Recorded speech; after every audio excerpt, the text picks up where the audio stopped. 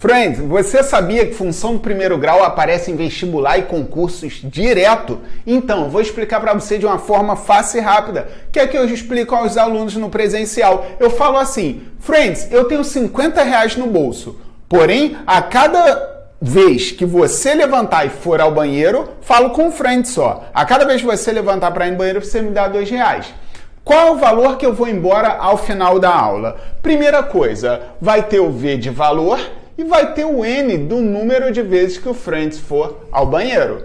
Qual será o valor que eu vou embora? Se eu já tenho R$50 fixo no meu bolso, será o quê? O valor que eu vou embora, de acordo com o número de vezes que o Friends for no banheiro, é igual a R$50, que é o valor fixo, é o valor que eu tenho, ele indo ou não, mais o quê? 2 vezes o número de vezes. Sandro, por que 2? Porque a cada vez que ele for, ele me dá R$2. Tá aqui uma função do primeiro grau. Você criou a fórmula sem perceber. Porém, eu quero dar um recado para você.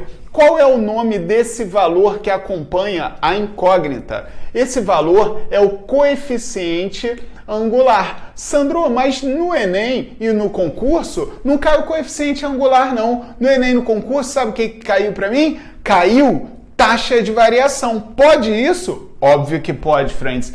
Pode receber o nome de taxa de variação também.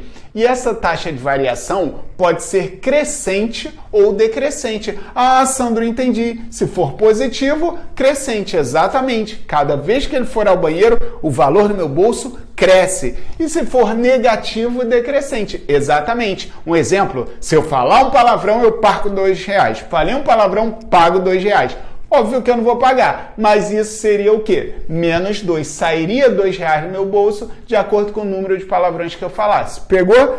Esse é o raciocínio de função do primeiro grau. Eu vou te explicar nessa questão para você não esquecer mais. Sandro, a estrutura fixa, y igual a x mais b. Se você quiser anotar, está aqui. Lembrando, se eu precisar fazer o gráfico, tá aqui o néctar supremo para você. Eu vou dar um exemplo aqui, ó. 2x mais 6. Sandro, como ficaria o gráfico? Aqui, ó, eixo y, eixo x, e o bizu é sempre o gráfico vai cortar o eixo y no valor do b, no valor do termo independente. Sandro, mentira, te digo verdade, sempre vai cortar no valor do termo independente. Sandro, e aqui o eixo x, ele sempre vai cortar onde? Na raiz da função. E qual é a raiz? É o valor de x que torna o y nulo, que anula a função. E para achar a raiz está aqui, ó, 2x mais 6 igual a 0. 2x igual a menos 6, x igual a menos 6 sobre 2, menos 3. E aí você montou o gráfico da função. Sandro, fácil e rápido assim? Esse é o método Curió. Te dei a função e mostrei para você que o gráfico para montar de uma forma fácil é como? Sempre corta o eixo y no valor de b, cortou no 6. Sandro, por que você colocou logo o gráfico assim? Porque o a é positivo, a função é crescente, sobe o morrinho e corta o eixo x na raiz. Agora nós vamos resolver essa questão. Tenho aqui x indicando o número de unidades vendidas e y o valor obtido. Eu posso te fazer a pergunta: quando eu vender 100 unidades, qual será o valor que eu vou obter? Beleza? Vou apagar, vou sair para você dar o print, vou voltar para apagar para a gente resolver essa questão com o método Curió de função do primeiro grau. Dei delete em tudo e vamos para resolução. Vem comigo. Vem aprender de vez isso.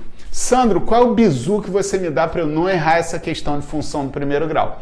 A estrutura é y igual a x mais b, retinha inclinada. Ponto. Sandro, A é crescente, a função é positiva, o A é positivo? Sim, mas não vou entrar nesse mérito.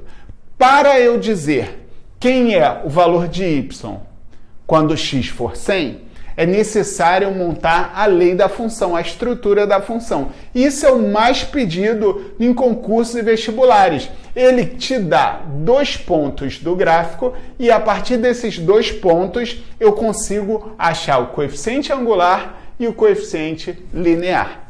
Primeiro bizu, achar o coeficiente angular. Como eu te dou o néctar para você achar? O coeficiente angular é sempre ΔY sobre ΔX. Sandro, o que é ΔY? É a variação do y de 2 pontos. E aqui você tem sim 2 pontos. Aqui, ó, primeiro x, depois o y. Um ponto é 3,11, outro ponto está aqui, ó, primeiro abscissa, depois ordenada.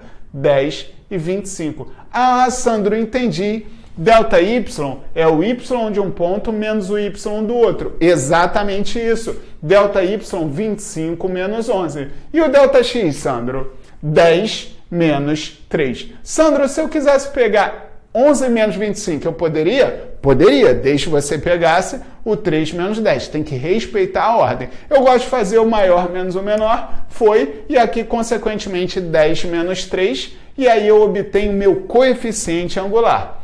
25 menos 11, 14. 10 menos 3, 7. 14 sobre 7, 2. Coeficiente angular igual a 2.